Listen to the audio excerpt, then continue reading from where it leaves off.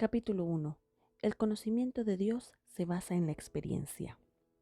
Y esta es la vida eterna, que te conozcan a ti, el único Dios verdadero, y a Jesucristo, a quien has enviado. Juan 17:3.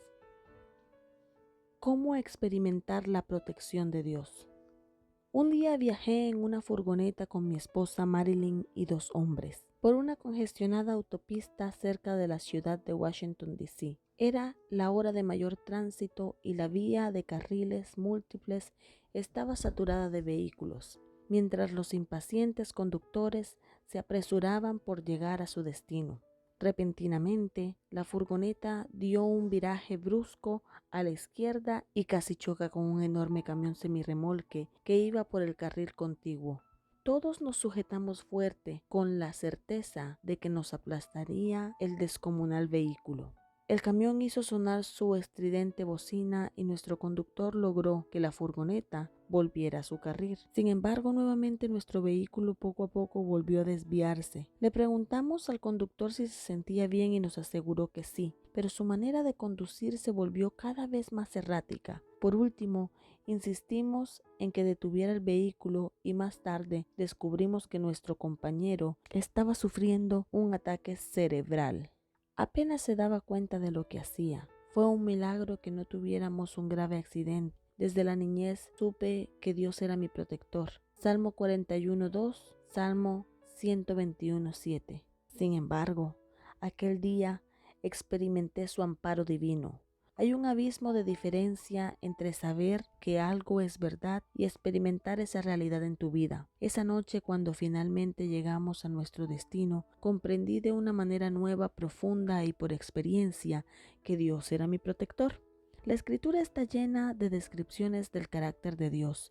Puedes leer esos relatos y creer que dice la verdad en cuanto a Él. No obstante, no quiere que solo leas sobre Él, sino que también lo conozcas. Para los griegos, conocer algo implicaba comprender un concepto en la mente. Era un proceso académico. Por ejemplo, un huérfano griego podía creer y conocer el concepto de un padre. Podía escribir qué hacen los padres y cómo es la experiencia de relaciones con ellos. Podía investigar y conocer todos los matices de la palabra griega que significa padre.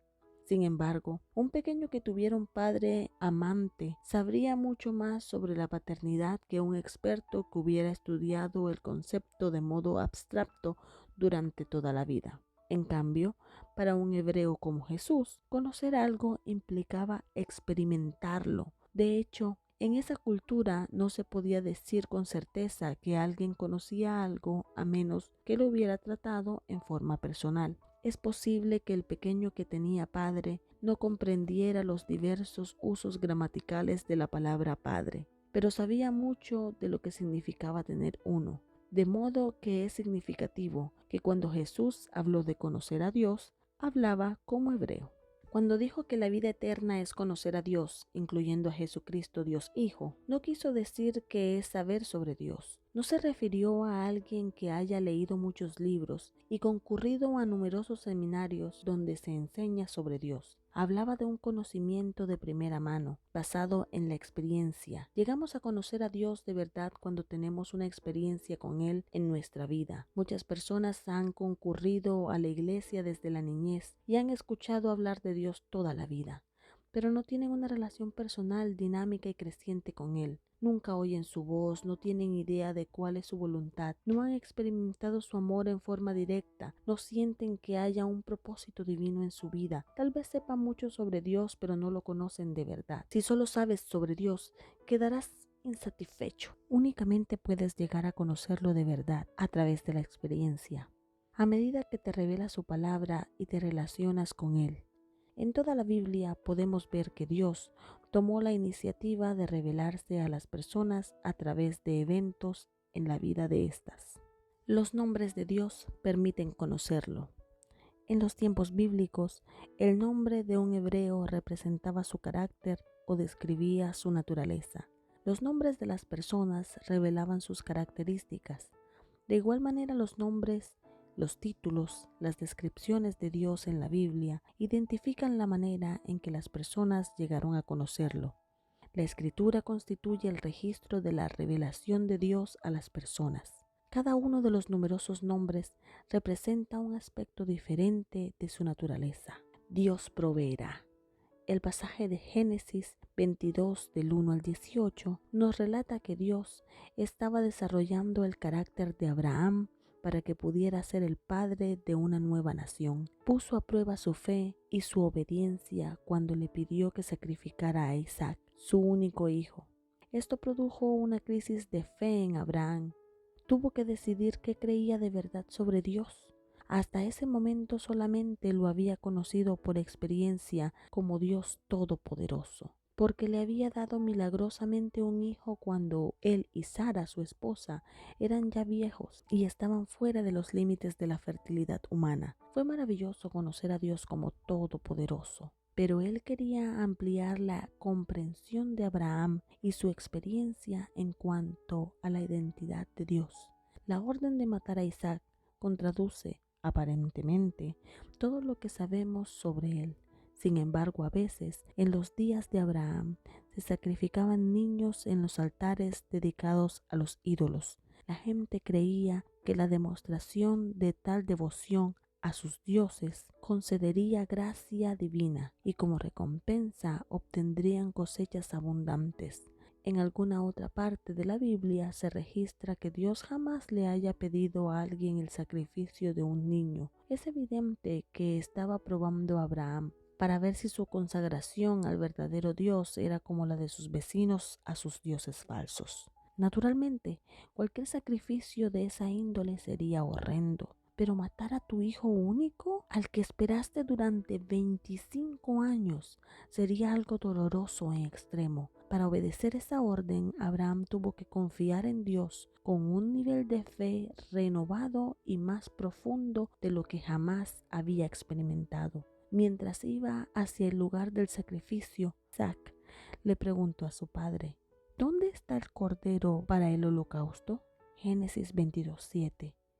¿Puedes imaginar ese momento? ¿Cuánto habrá reflexionado Abraham al saber que Isaac, su hijo amado, sería la ofrenda para el sacrificio? Y respondió Abraham: Dios se proveerá de cordero para el holocausto, hijo mío. Génesis 22:8.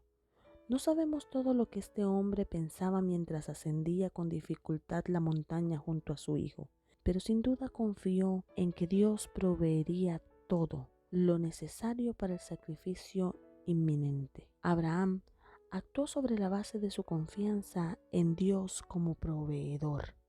Hizo lo que él le dijo que hiciera. Cuando Dios comprobó que Abraham no solo afirmaba tener fe en él, sino que estaba dispuesto a demostrar su confianza en obediencia mediante ese acto atroz, lo detuvo y en reemplazo del niño proveyó un carnero para el sacrificio. Abraham le puso a ese lugar un nombre conforme a las características de Dios que había llegado a experimentar. Esta es la primera vez que vemos el nombre Jehová Jireh en la Escritura, que significa Dios proveerá. Ese día, Abraham llegó a conocer íntimamente a Dios al experimentar que era su proveedor. Esta es la manera en que nosotros también reconocemos más a Dios. Al experimentarlo en forma práctica, llegamos a conocerlo en dimensiones nuevas y cada vez más profundas. Podemos aprender que Dios provee cuando leemos este relato sobre Abraham, pero realmente llegamos a conocerlo como proveedor una vez que experimentamos su provisión en algo específico. La perfecta provisión de Dios. Durante 12 años me desempeñé como pastor en Saskatchewan, Canadá.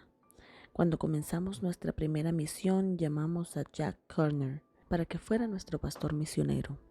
Aunque la congregación necesitaba un pastor a tiempo completo, no teníamos dinero para los gastos de mudanza ni provisión para su salario, pero sabíamos que Dios nos pedía que invitáramos a Jack a trabajar con nosotros. Tenía 3 hijos en edad escolar, de modo que necesitábamos pagarle al menos un salario modesto, con el cual pudiera sustentar a su familia. Comenzamos a orar para que Dios proveyera para los gastos de la mudanza y su salario. Una vez que llegara, Jack tenía empleo seguro como pastor principal de una iglesia en California. Sin embargo, le estábamos pidiendo que mudara a su familia a otro país, sin garantía de que recibiera un salario en forma regular. Jack y su esposa Bona oraron y también ellos sintieron que la mano de Dios estaba en acción. Él comenzó a llevar a su familia por un camino de acceso a una montaña, tal como lo había hecho Abraham, sin saber precisamente cómo sería satisfecha su necesidad al llegar. Yo no tenía una extensa lista de contactos entre los cuales recabar ayuda para su sustento financiero. Tenía toda la carga de lo que le estaba pidiendo y comencé a preguntarme de qué manera Dios podía proveer para esta empresa. Luego caí en cuenta de que en tanto Dios supiera dónde estaba yo, podía motivar a cualquier persona en el mundo para ayudarme. Podía poner mi necesidad en el corazón de cualquier persona, en cualquier lugar. El Servicio de Inmigración canadiense aprobó a Jack y así comenzó su travesía de fe.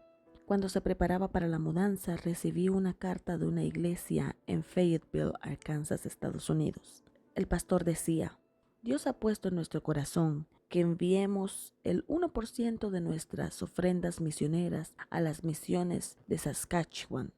Adjuntamos un cheque para el propósito que usted prefiera. En ese momento no tenía idea de cómo se habían relacionado con nosotros, pero habían incluido una ofrenda considerable en la carta. Al poco tiempo, alguien me llamó y se comprometió a enviar fondos todos los meses para el sustento financiero de Jack. Con ese compromiso, el paquete financiero mensual llegó a la cifra que habíamos deseado pagarle. Cuando llegó el automóvil a nuestra casa con su familia, le pregunté: Jack, ¿cuánto te costó la mudanza? La suma era casi exactamente igual a lo que la iglesia de Arkansas acababa de enviarnos. Así empezamos a dar ese paso de fe creyendo lo que enseña la Biblia. Dios puede usar a cualquier persona en cualquier lugar como instrumento de provisión a quienes confían en Él. Filipenses 4:13 al 16. Le habíamos creído a Dios y lo habíamos demostrado en la obediencia. Desde el punto de vista académico, ya sabíamos que Dios es quien provee, pero después de aquel suceso, toda nuestra iglesia supo por experiencia que Dios es sin duda el proveedor. Al actuar por fe e invitar a Jack al ministerio, pudimos ver cómo Dios proveyó para él, y esto nos permitió vivir una relación de amor más profunda con un Dios que todo lo suple. Dios es mi estandarte.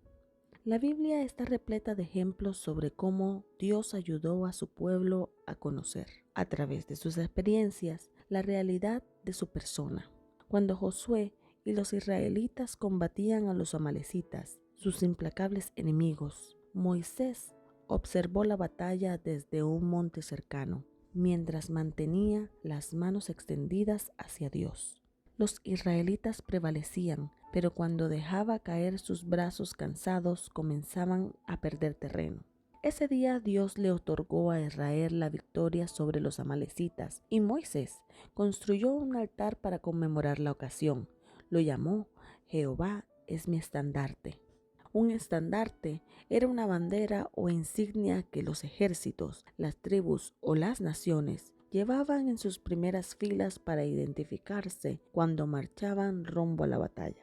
A veces podía ser difícil reconocer a un ejército que marchaba por el campo, pero cuando se veía el estandarte bien alto en el aire, se podía saber de inmediato si el ejército era amigo o enemigo, y se podía percibir su fortaleza según el rey o la nación que representaba.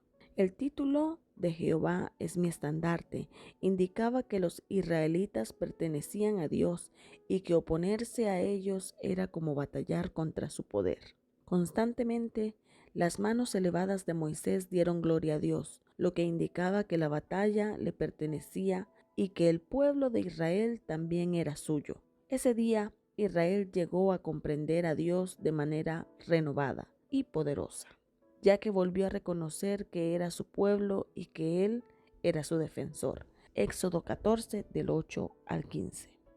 Yo soy el que soy. Cuando Moisés se encontró con Dios en una zarza ardiente, preguntó: He aquí que llego yo a los hijos de Israel y les digo: el Dios de vuestros padres me ha enviado a vosotros.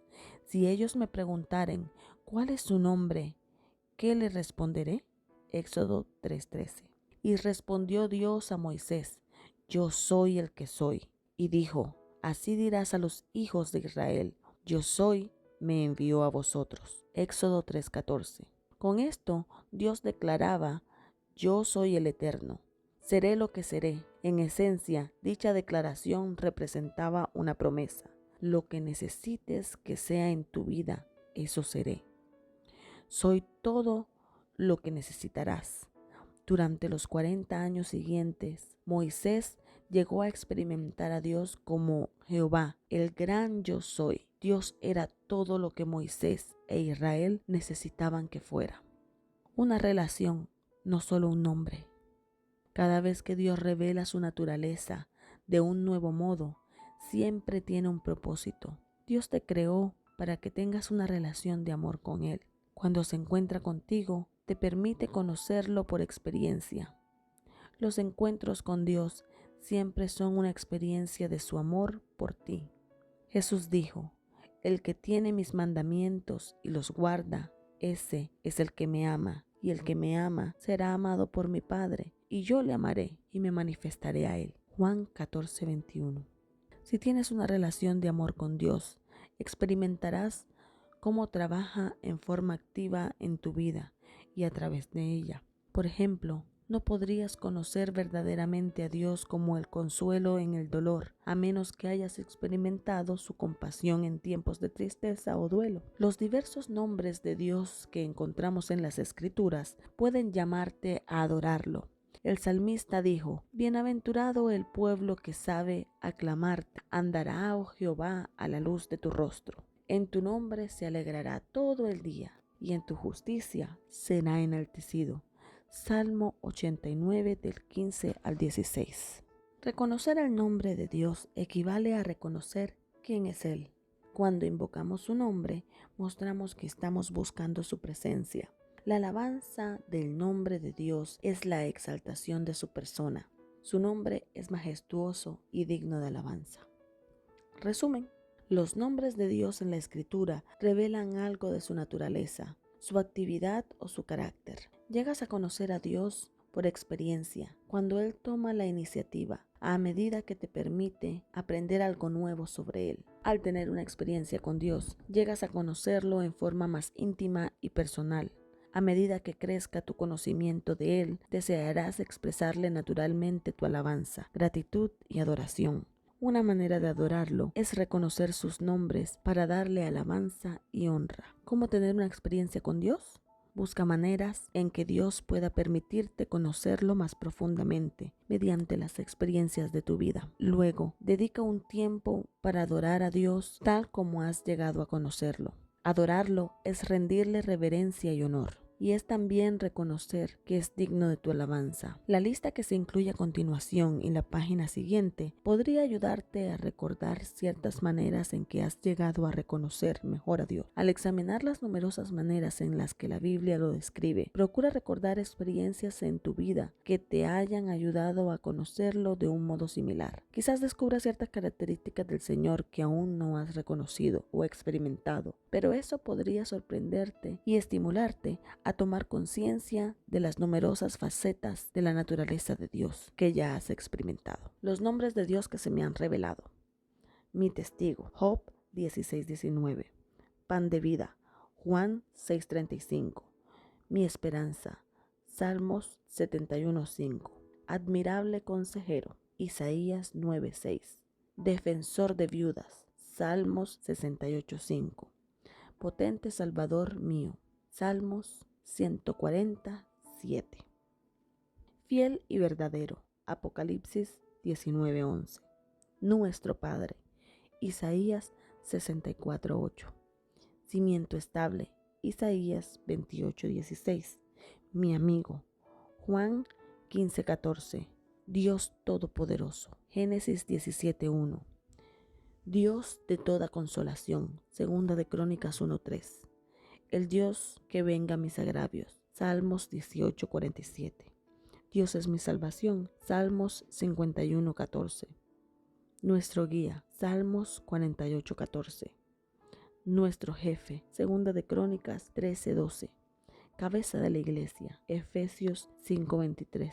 Nuestra ayuda. Salmos 33:20. Mi refugio. Salmos 32:7. Gran y sumo sacerdote. Hebreos 4:14. El santo en medio de ti. Oseas 11:9. Juez justo. Segunda de Timoteos 4:8. Rey de reyes. Primera de Timoteos 6:15. Nuestra vida. Colosenses 3:4. Luz de la vida. Juan 8:12. Señor de señores. Primera de Timoteo 6:15. Señor de la mies. Mateo 9:38. Mediador. Primera de Timoteo 2:5. Nuestra paz. Efesios 2:14. Príncipe de paz. Isaías 9:6. Redentor mío. Salmos 19:14. Nuestro amparo y fortaleza. Salmos 46:1. Mi salvación. Éxodo 15:2. Mi ayuda. Salmos 42:5. El buen pastor. Juan 10:11. Señor. Lucas 2:29. Fortaleza mía. Salmos 18:2. Mi apoyo. Segunda de Samuel 22:19. Maestro bueno. Marcos 10:17. Preguntas para reflexionar. ¿Cuáles son las características de Dios que has llegado a conocer por experiencia? En este momento, ¿cuál de los nombres de Dios parece tener mayor importancia en tu vida y por qué? ¿Qué aspectos específicos de la naturaleza de Dios te gustaría experimentar más plenamente en los próximos días?